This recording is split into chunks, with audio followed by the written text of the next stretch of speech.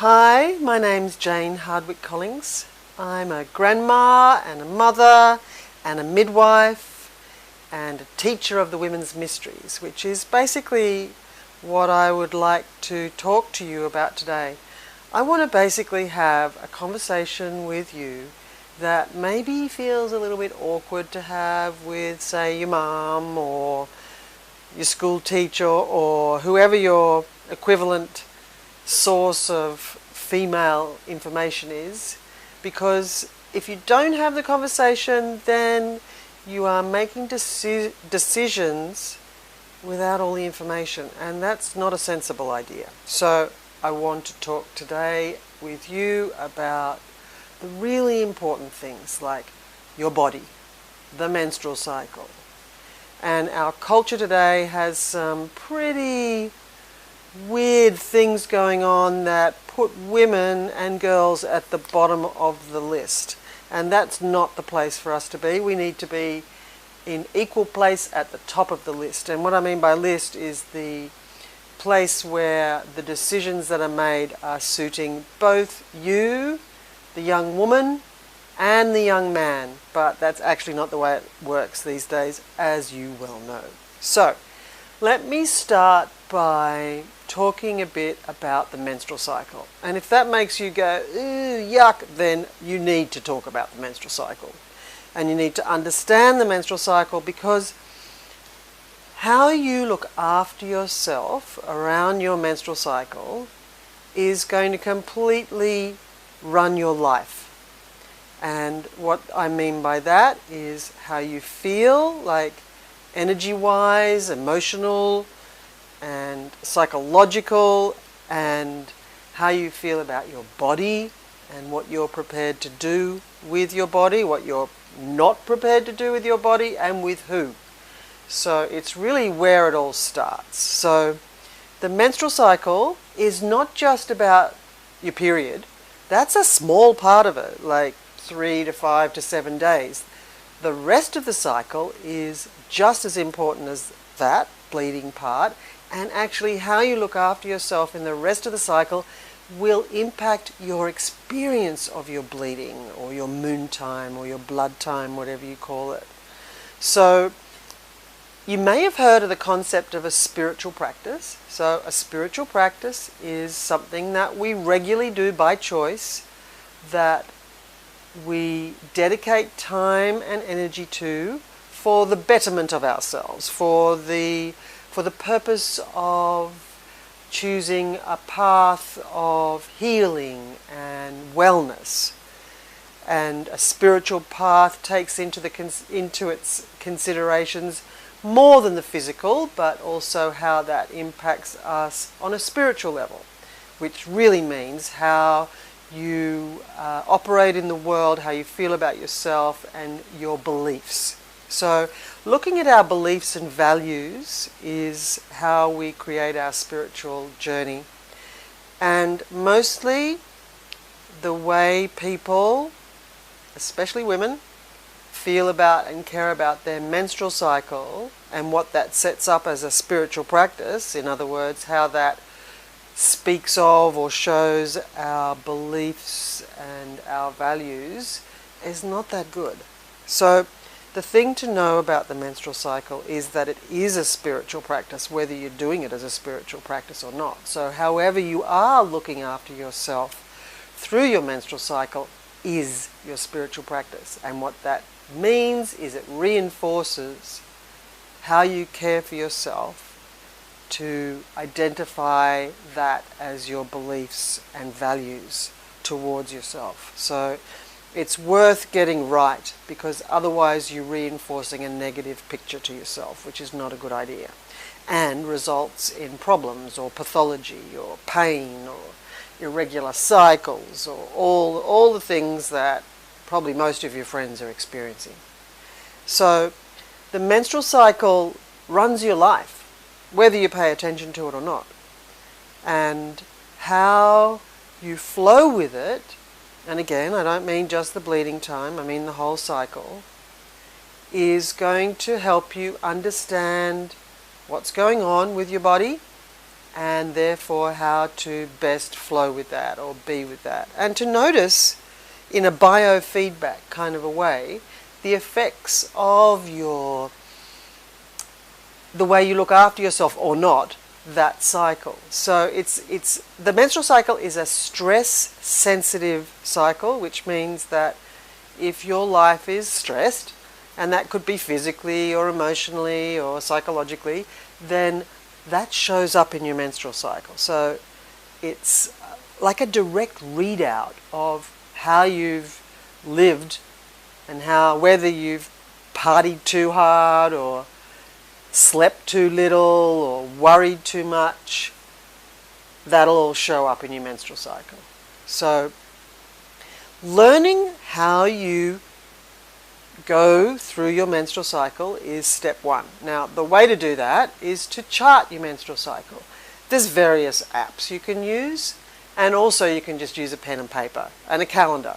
And I don't mean just mark X's on the days when you bleed. I mean going through each day and noticing the changes. Because, surprise, surprise, or no surprise, surprise, we feel different every day. And that is because every day in the cycle is a different picture or a different story, especially hormonally. And our hormones are not some uninvited, annoying guest. Our hormones are us. So it's not, oh, it's my hormones, it's, oh, it's me, would be the better way to say that. So noticing how different you are every day. Sometimes it'll be really different. Sometimes it's just like the next level or the next upward or downward on the gradient. It helps you to know what affects you in different ways and therefore what you can do about it. So there's 2 halves to the menstrual cycle and 4 weeks to the menstrual cycle. So in the first half, it's from bleeding to ovulation. And ovulation is when you release the egg from your ovary, and that's when you're fertile. For 24 hours, you're fertile.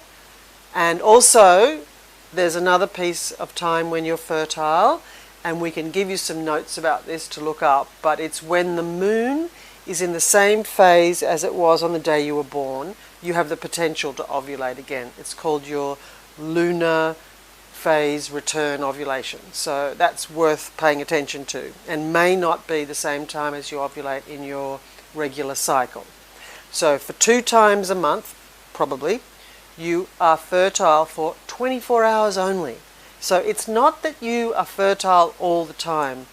It's fertile 2 times in the month for 24 hours. Now the thing obviously that we need to consider in this is that sperm lives for 3 to 5 to potentially 7, probably not, 3 to 5 days inside you. So therefore, for contraception, in other words, for not getting pregnant, you need to make sure that you don't have sperm inside you for basically 5 days, let's say a week before each of those potential ovulations. The lunar phase return ovulation and your menstrual cycle ovulation.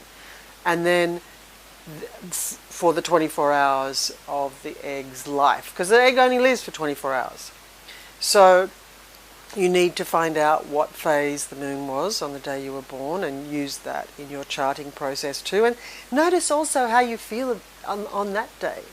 It's like an extra juicy day of potential creativity that you can use. So the idea here is that you work with your menstrual cycle, not struggle with it. That you notice how you feel on any particular day, then you can start planning your life around it. Like, for example, when a woman is ovulating, she is the most articulate, charismatic, and captivating a human being can be. So we can use that. And the way to use that, when you can, is to do things where you need to talk people into whatever it is that you're wanting to talk them into. Perhaps in a work situation it might be presenting a proposal to your workmates or something. Do that when you're ovulating, because when we are ovulating we have people eating out of our hands, because that's the process, the plan, because it's all about reproduction. So ovulating women are very attractive on every level. So if you need to convince anybody about anything, do it when you're ovulating.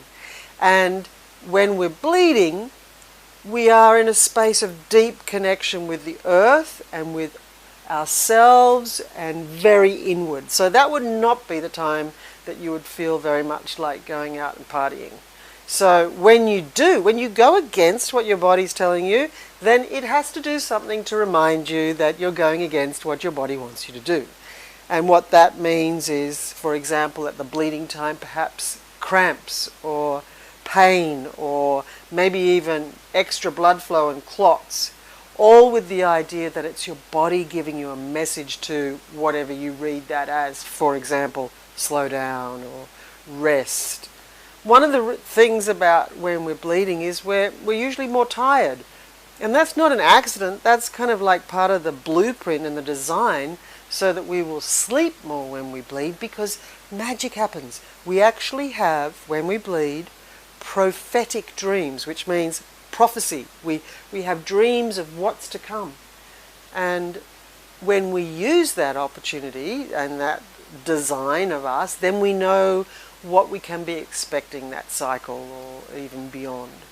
So the menstrual cycle, remember, is actually something to live by, not to ignore. If you ignore it, it will try its hardest to get your attention.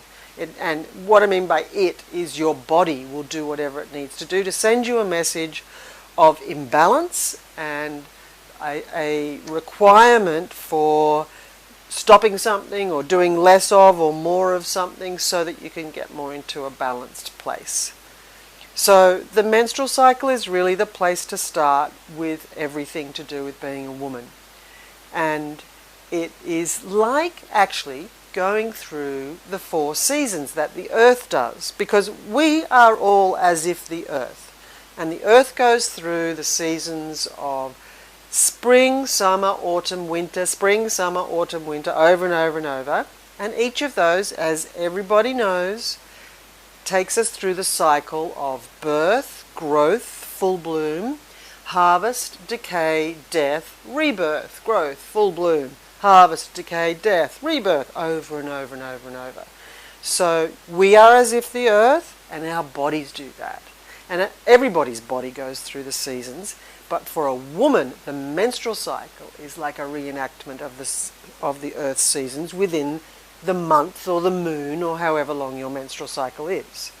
So we have like a spring in our cycle where we're awakening and seeing the new potential of things, and then a summer when we're like full of energy and wanting to be out there, and then an autumn when we're coming in and noticing the harvest, and then a winter in our cycle when we're wanting to go to rest, to retreat, and to regenerate and renew and recuperate. And then the spring again. So if we look at our menstrual cycle through the lens of the Earth's seasons, it's so much easier to know what we're meant to do.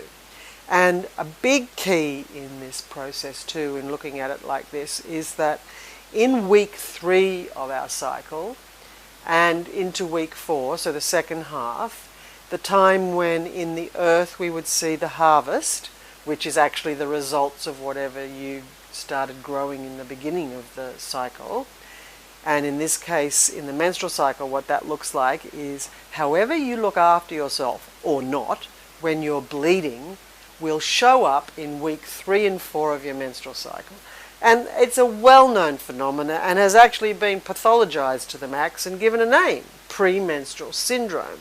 So actually what that's all about is all of the things that are not working in your life show up at that point in your menstrual cycle, week 3 and week 4, so you can let go of them and not take them into the next cycle to get bigger and worse until you notice them. Actually, part of what we need to do in this world is take responsibility for ourselves, and step 1 for women is take responsibility for your menstrual cycle.